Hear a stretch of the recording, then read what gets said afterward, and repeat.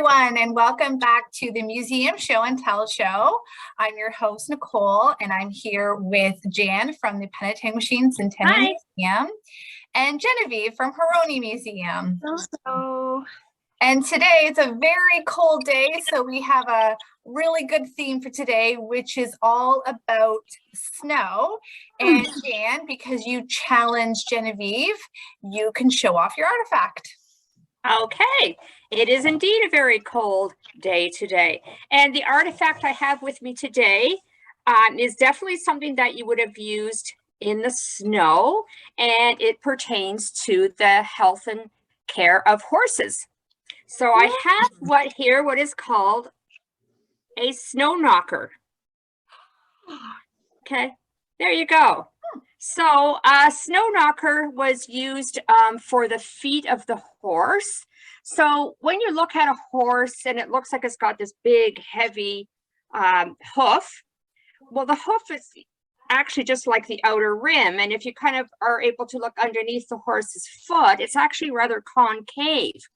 So when the horse is out in the snow working away, of course, it's going to get packed up under there.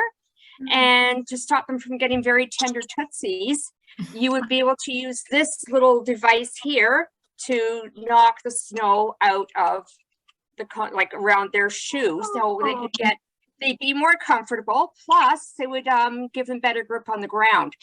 So you would want to use this in maybe the barn as well, where the floors could be quite slippery. You know yourself, if you step inside a building and you've got snow on your shoe, you tend to go flying. So we don't want that to happen to the poor horse. So you would use it for that. It has a hook here, and this one, it dates back to about 1840. It would have been hand forged, so made by a blacksmith.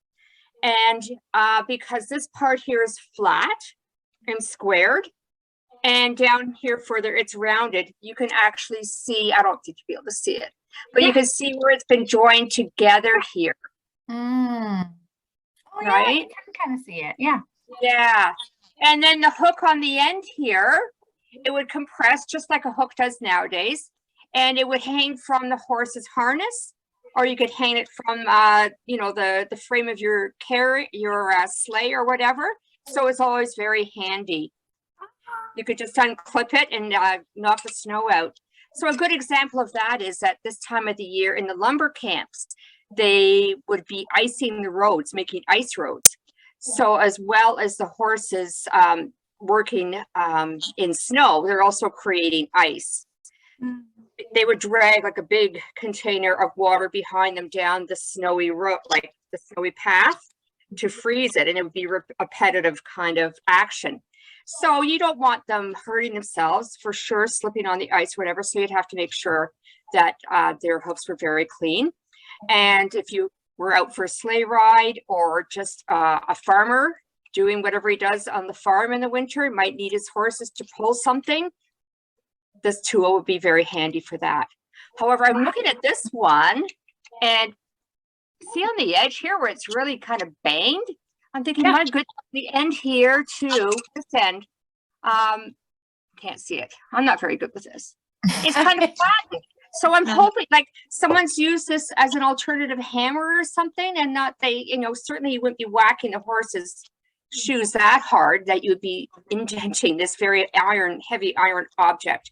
But that's what we have. We have a snow knocker from 1840-ish, and it's like a multi-purpose little tool for the safety and well-being of your horses.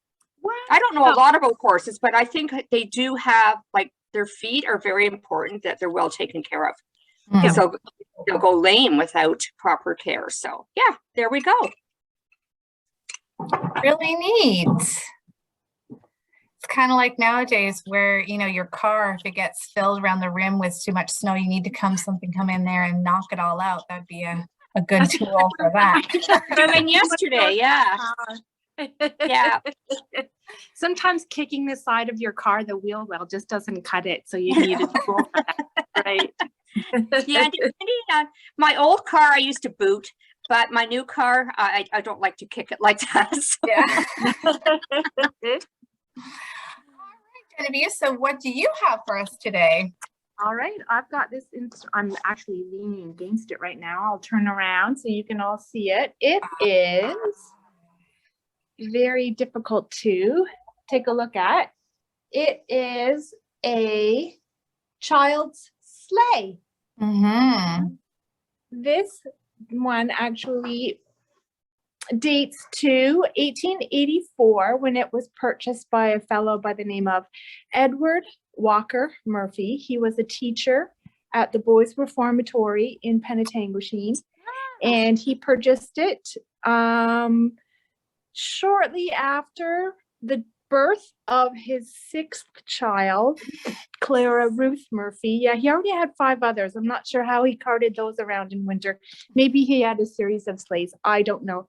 But anyway, when Clara grew up, she actually took this with her when she married, and it was used for another 2 generations of the Murphy Crossan family before it was donated to us in 1947 when the museum opened. This is not the original color. I'm not sure whether it was originally painted. There's a few instances, a few chips on the artifact where you can see that there was a bit of white paint in some places, and others a very dark blue or a dark gray, almost a black color. But it's a really simple and sturdy object, and it would fit maybe, based on my own experience, I'd say maybe a 1.5-year-old. Maybe you could squish a 2-year-old in there if you didn't wibble around too much. But it's a really lovely and sturdy object with metal runners and a nice wooden handle up there. And I'm sure it would, if it was waxed, if the runners were waxed, it would run really nicely on the snow. So it's really nice and sturdy. And I know you can still get sleighs like this today. So the form hasn't really changed much. Yeah, so there we go. 1884 child's sleigh. I like the ones that are pushed from the back. It just looks cool, like a winter stroller. It's exactly what it is. Yeah. Yeah. It's a really, really good design. And you can see them. You know, you don't have to keep turning around to make sure they haven't fallen out of the sleigh and you're, you know, they're a mile behind you or something, you know. That's right. You can see them ahead of you. Yeah. Yeah. It's interesting that you say that that's not the original color, and you see remnants of like black and white, because I know in our collection we have a few sleighs and they're either white or there's one that's black. So well, there you go. The original colors would have been, you know, typical for the late 1800s, but I think we have more white than we have of the other colors. So yeah, I mean, people didn't try to preserve the color. It was whatever you had around the house, whatever was utilitarian. I can show you the inside of it. You can see that it's not been painted. Oh. There's probably a cushion that was in there. Yeah.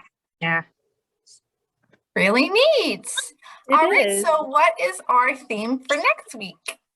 Well, this month, I know in certain circles who are following this, it is dry January, where you refrain from drinking any sort of alcohol after probably December 31st, after overindulging on that day. So how about something related to alcohol or temperance? Oh, that's a very good idea, because next week will be our last showing in January. So that's a good theme. And and then also I'm sure a lot of people have stayed away from alcohol right now because you can't really go anywhere either. So that helps with being they're drowning their sorrows in isolation, one or the other. Yeah.